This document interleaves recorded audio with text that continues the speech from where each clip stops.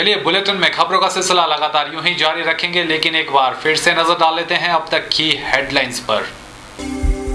Headlines के प्रायोजक हैं रतन सिंह सराफ एंड सन्स, जहां 1928 से कायम है संपूर्ण गुणवत्ता।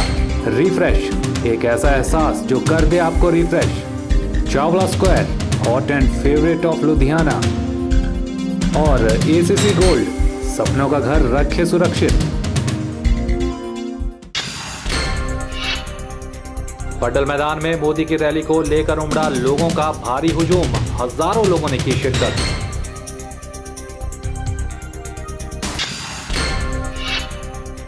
पडल में कांग्रेस पर गरजे मोदी, कहा सोने के चम्मच के साथ पैदा हुए हैं राहुल गांधी, नहीं जानते गरीबी क्या है। भाजपा ने पहले मंदिर के नाम पर पैसा मांगा, अब पटेल के नाम पर लोहा इकट्ठा कर रही है, कहा स्वास्थ्य मंत्री कौल सिंह ठाकुर ने। और वीरभद्र सिंह ने षड्यंत्र के तहत लगाया योग शिविरों पर बैन, चंबा में बोले बाबा रामदेव। हिमाचल प्रदेश में लोकसभा चुनावों को लेकर राजनीति पूरी तरह से गर्मा गई है और जहां भाजपा और कांग्रेस एक दूसरे पर आरोप लगाने में व्यस्त हैं, तो वहीं आम आदमी पार्टी भी आरोपों की राजनीति में पीछे नहीं रहना चाहती। आम आदमी पार्टी ने भाजपा के हमीरपुर संसदीय क्षेत्र के प्रत्याशी अनुराग ठाकुर पर एचपीसीए मामले में आरोप लगाते हुए उनकी तुरंत गिरफ्तारी की मांग की है और कहा है कि अगर 48 घंटों के भीतर अनुराग ठाकुर की गिरफ्तारी नहीं हुई तो आम आदमी पार्टी पूरे प्रदेश में धरना प्रदर्शन करेगी। हमीरपुर में आम आदमी पार्टी के प्रचार प्रबंधक सुधीर शर्मा ने कहा कि भाजपा के प्रत्याशी अनुराग ठाकुर एचपीसीए मामले में पूरी तरह से संलिप्त हैं और उनके खिलाफ जांच भी चल रही है, लेकिन जांच बिल्कुल ही ढीले तरीके से चलाई जा रही है। उन्होंने मांग करते हुए कहा है कि आगामी 48 घंटे के दौरान अनुराग ठाकुर को गिरफ्तार किया जाए, नहीं तो आम आदमी पार्टी पूरे प्रदेश भर में धरना प्रदर्शन करेगी। देखिए, श्री अनुराग ठाकुर और उनकी जो प्राइवेट कंपनी थी एचपीसीए, उनके अगेंस्ट ट्रायल कोर्ट में धर्मशाला में मामला चल रहा है और उस मामले को उन्होंने पॉलिटिकली मोटिवेटेड बताया था और वो हाई कोर्ट शिमला गए। हाई कोर्ट ने उनकी अपील को खारिज कर दिया है और कहा है कि ये मामला सही है और उनके अगेंस्ट चार्जशीट दाखिल की जाए। इस समय ये ज़रूरी हो जाता है स्टेट गवर्नमेंट के लिए कि वे अनुराग ठाकुर को और बाकी डायरेक्टर्स जो उसमें नामजद हैं उन्हें अरेस्ट करें, उनकी बेल को कैंसिल करवाएं और ये मामला जल्दी से जल्दी सीबीआई को सौंपें ताकि निष्पक्ष जांच हो सके, देश के नागरिकों को न्याय मिल सके। कि आम आदमी पार्टी सिर्फ एक राजनीतिक दल नहीं है, ये एक आंदोलन भी है और हमारा जो मेन पर्पस है वो राजनीतिक सत्ता हथियाना नहीं है। इसलिए भ्रष्टाचारियों को जेल भिजवाने के लिए जैसे हम आंदोलन करते आए हैं वैसे हम आंदोलन करेंगे।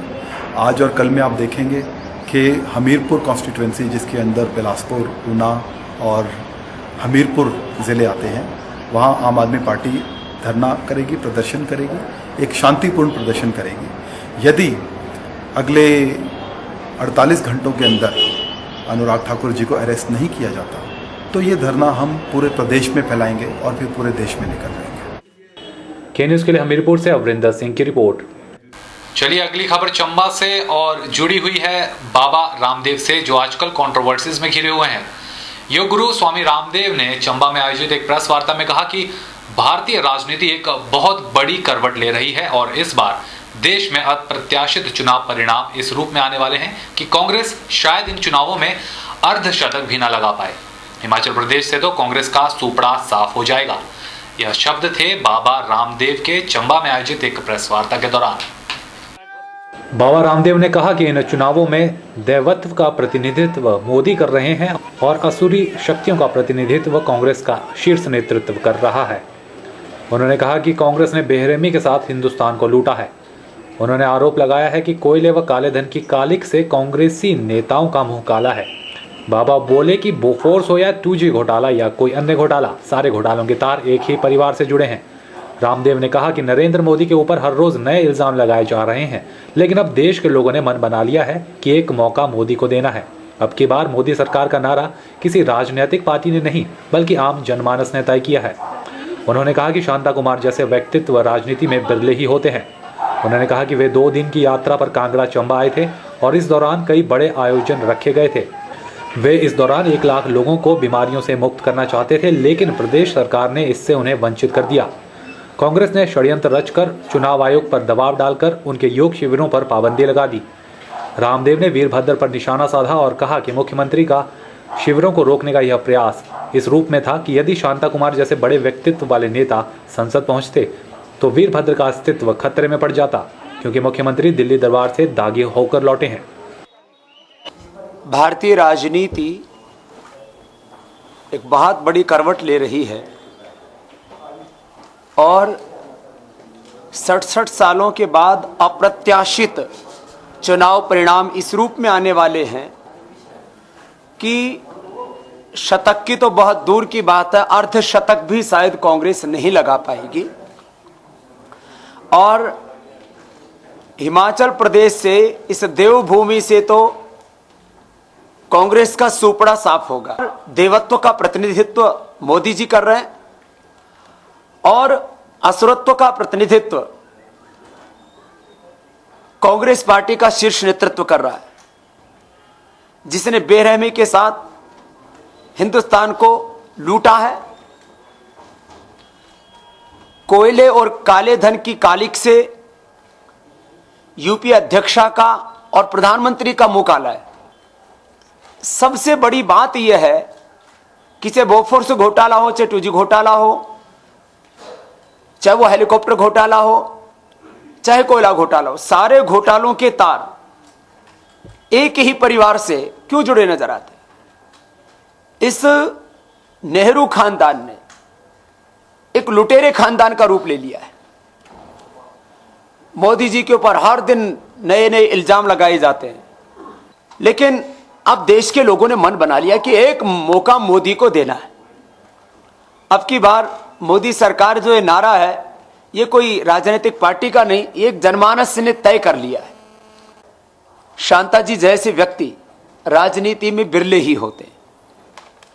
हम 2 दिन की यात्रा पर कांगड़ा में आए थे और बड़े आयोजन हमने रखे थे। कम से कम 1 लाख से ज्यादा लोगों के कार्यक्रम होने थे और उन 1 लाख लोगों को, जिनको हम बीमारियों से, बुराइयों से मुक्त करना चाहते थे और मुक्त किए हैं हमने, उनको वंचित किया है कांग्रेस ने षड्यंत्र करके,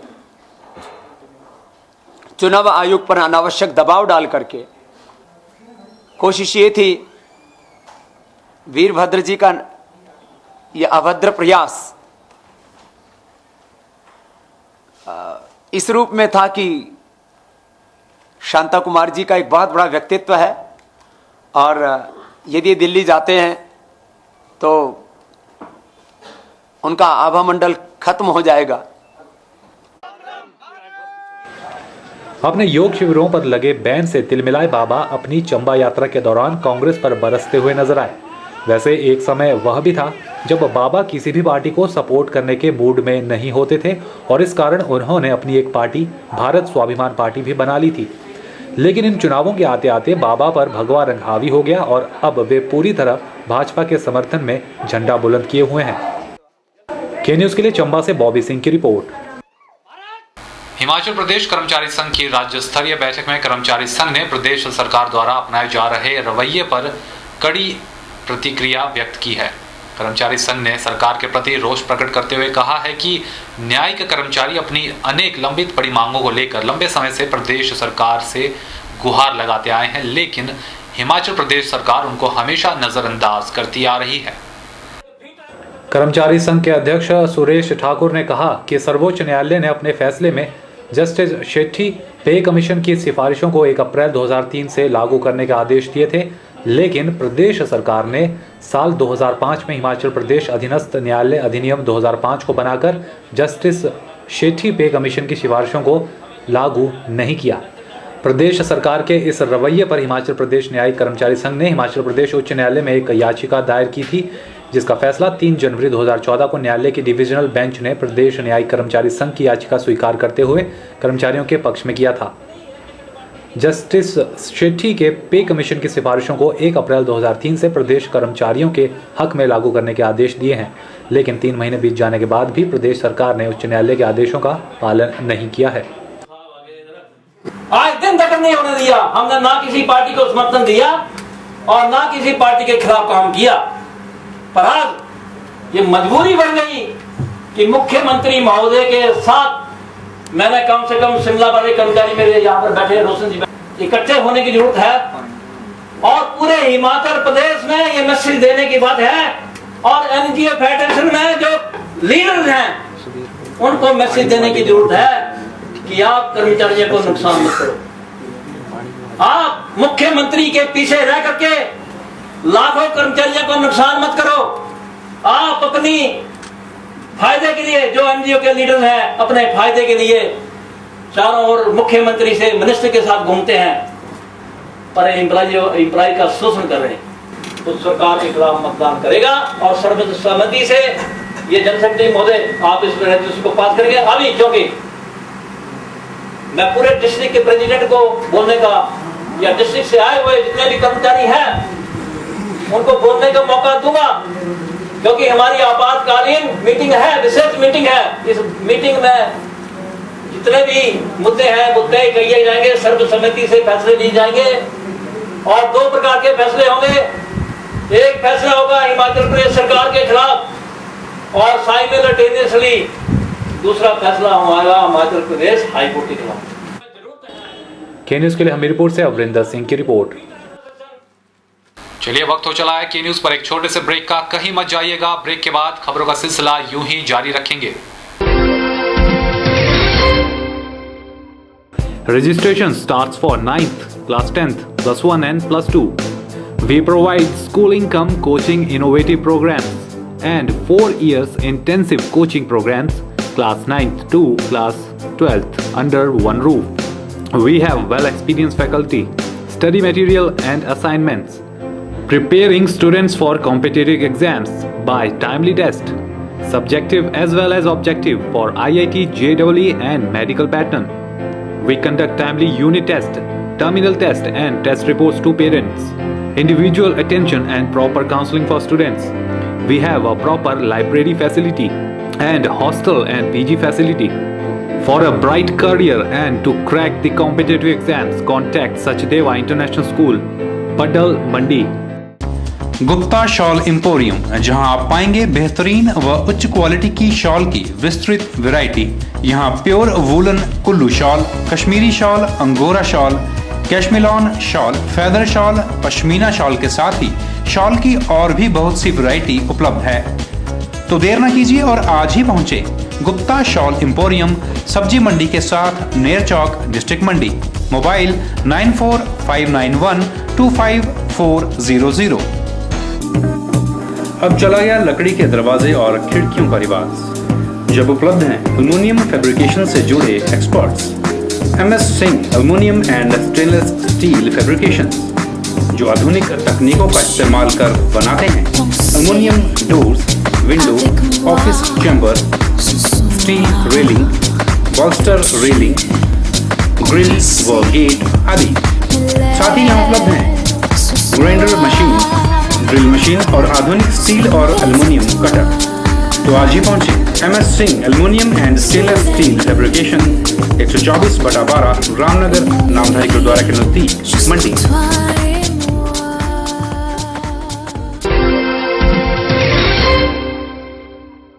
हमीरपुर के भोरंज विधानसभा क्षेत्र में लोकसभा चुनावों को लेकर स्वास्थ्य मंत्री ठाकुर कौल सिंह ने चुनावी जनसभाओं को संबोधित किया। इस अवसर पर ठाकुर कौल सिंह ने लोगों से कांग्रेस प्रत्याशी राजेंद्र राणा के पक्ष में मतदान करने की अपील की। चुनावी जनसभा के दौरान भोरंज के टाउन भराड़ी में कौल सिंह ठाकुर भाजपा सरकार पर जमकर बरसे। स्वास्थ्य मंत्री ठाकुर कौल सिंह ने यूपीए सरकार व राज्य सरकार की उपलब्धियों को गिनाते हुए कहा कि सरकार ने लोगों के विकास के लिए अथाक कार्य किया है और महिलाओं के उत्थान के लिए योजनाएं बनाई है। कांग्रेस पार्टी ने महिला राष्ट्रपति बनाई, कांग्रेस पार्टी ने स्पीकर मीरा कुमार जो है बाबू जगजीवन राम की बेटी को स्पीकर बनाया। प्रधानमंत्री के बाद दूसरा पद स्पीकर का होता है। आज हिमाचल प्रदेश की गवर्नर जो है महिला है, कांग्रेस पार्टी ने दिया है। अब राजनीतिक तौर पे अब हमारा बहुमत नहीं था दिल्ली में, नहीं तो आपको पार्लियामेंट के अंदर और विधानसभा के अंदर भी हम 33% आरक्षण देना चाहते हैं। सोनिया गांधी उसके लिए वचनबद्ध है। आज मनरेगा का काम शुरू किया और सोनिया गांधी ने कहा कि महिलाओं को कम से कम 50%। कौल सिंह ने कहा कि पूरे प्रदेश में वीरभद्र सिंह ही काम करवाएंगे। उन्होंने कहा कि पूरे प्रदेश में विकास के काम हो रहे हैं और हिमाचल में विकास के लिए गुजरात से मोदी नहीं आएंगे।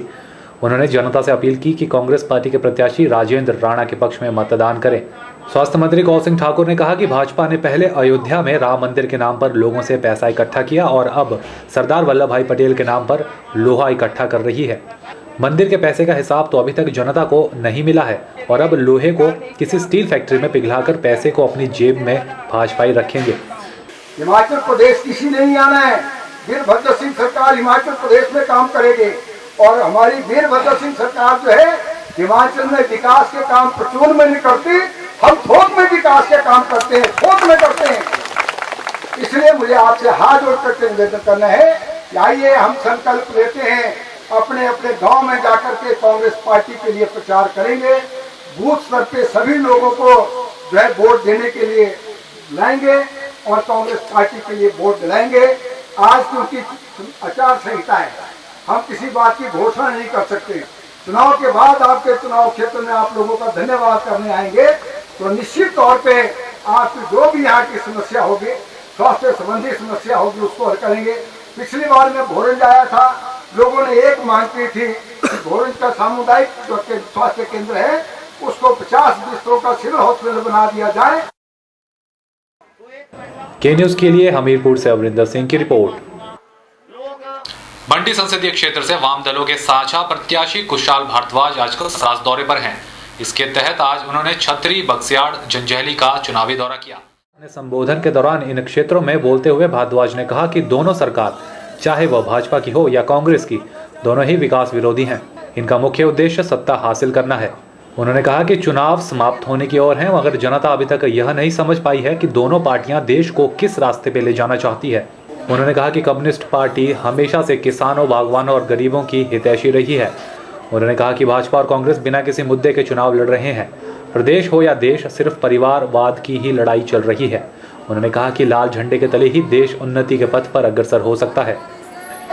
या कोई भी चुनाव होता है तो हम लोग इसलिए वोट देते हैं कि कोई उम्मीदवार हमारे घर दरवाजे पर आता है, कोई पार्टी हमारे पास आती है, तो हम ये सोचते हैं कि ये जो कल को जीत करके जाएगा तो मेरे बच्चों को नौकरी देगा, मेरे हॉस्पिटल में डॉक्टर लेकर के आएंगे, मेरी सड़कों को पक्का करेंगे, मेरे खेतों तक सिंचाई का प्रावधान करेंगे, मेरे आसपास के स्कूल में मास्टरियों में मास्टर की भर्ती करेंगे, ये क्या किसानों को सब्सिडियां देंगे, समर्थन मूल्य देंगे, खाद बीज सस्ता करेंगे, डिपो से सस्ता राशन देंगे।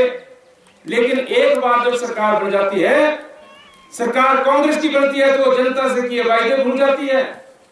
और जो विपक्ष में बैठते हैं, जैसे आजकल ठाकुर जयराम जी हैं, आप उनके पास जाएंगे तो बोलेंगे भाई अब तो हमारी सरकार नहीं है, आप 5 साल इंतजार करो, अगली बार हमारी सरकार बनाना तो हमारे पास आना।